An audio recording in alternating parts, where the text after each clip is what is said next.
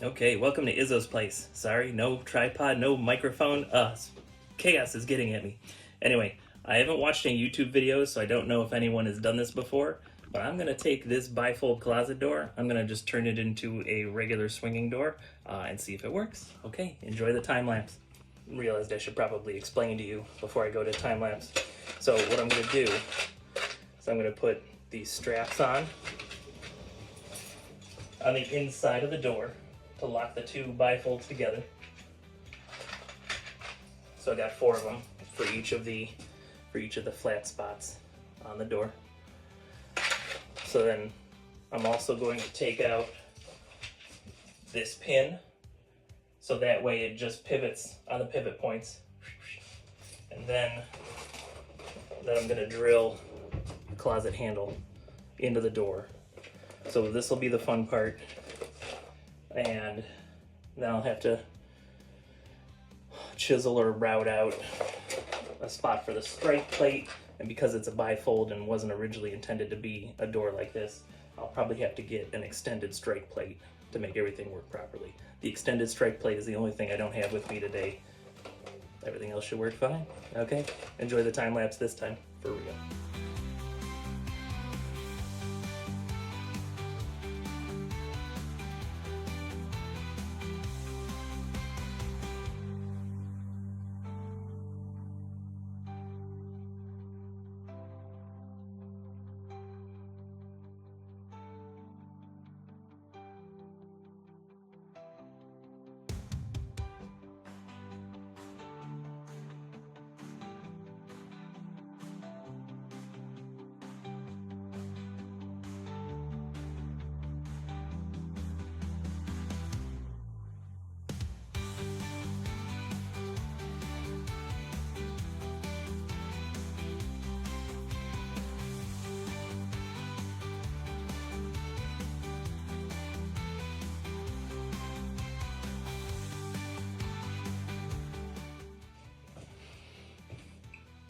Okay, so there we go, project complete. Now why on earth would I, like a maniac, turn this into a door instead of just buying a door and installing it? Well,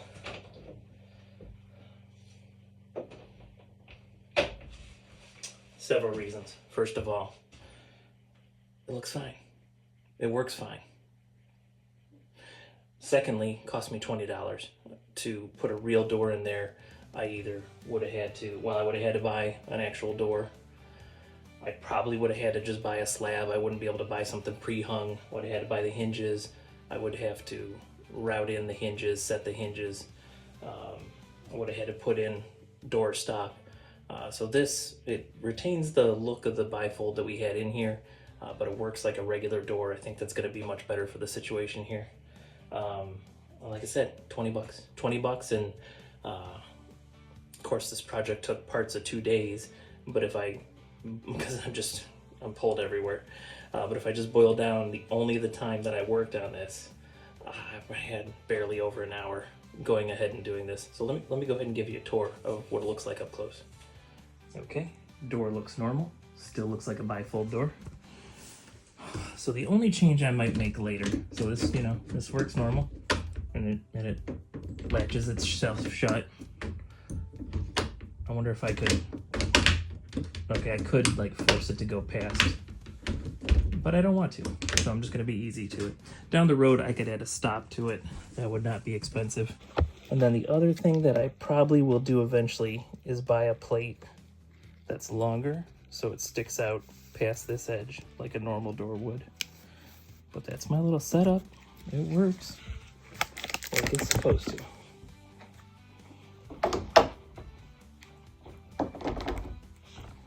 Alright, so that's all. So if for some reason you find yourself in a situation where you have a bifold and you'd prefer a regular door, here's your solution. Feel free to email me at heyizzo@yahoo.com and I'll answer any specific questions you have. But as always, if you're working, work safely. If you're drinking whiskey, please drink responsibly. But do everything with a little bit of whimsy, and you're gonna have a good time. I'll see you next time you're hanging out at Izzo's place.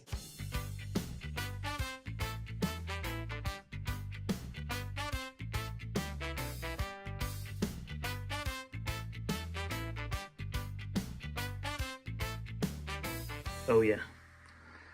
Oh yeah, there's the setup. What a goofball. So I didn't have my tripod with me. So I've got a music stand. I've got my iPad what do you call it, packing taped to it to get me the proper angle.